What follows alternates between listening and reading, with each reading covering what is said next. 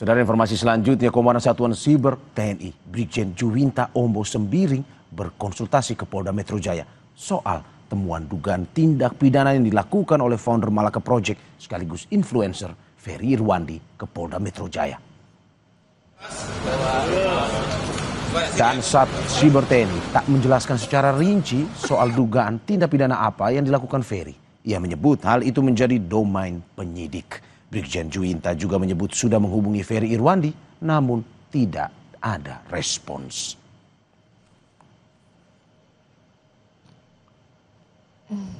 Kami menemukan beberapa fakta-fakta dugaan tindak pidana yang dilakukan oleh saudara Ferry Irwandi. Kami tentunya mengedepankan hukum, sehingga atas dugaan tindak pidana tersebut kami akan melakukan langkah-langkah hukum. Saudara, influencer sekaligus CEO Malaka Project Ferry Irwandi bilang belum mengetahui apapun soal klaim dugaan tindak pidana yang ditujukan kepadanya. Lagi main FIFA.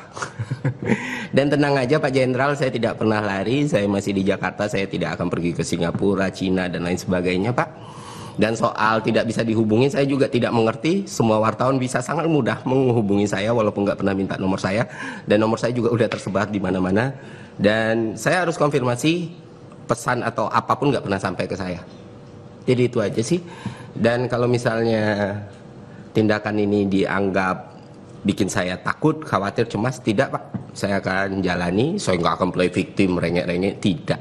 Gitu. Kalau memang mau diproses hukum, ya ini kan negara hukum, kita jalani bersama gitu.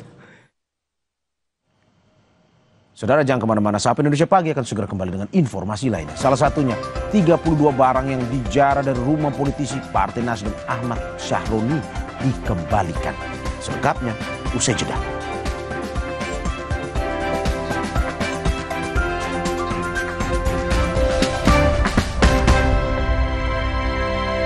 Pikir semua air mineral itu sama.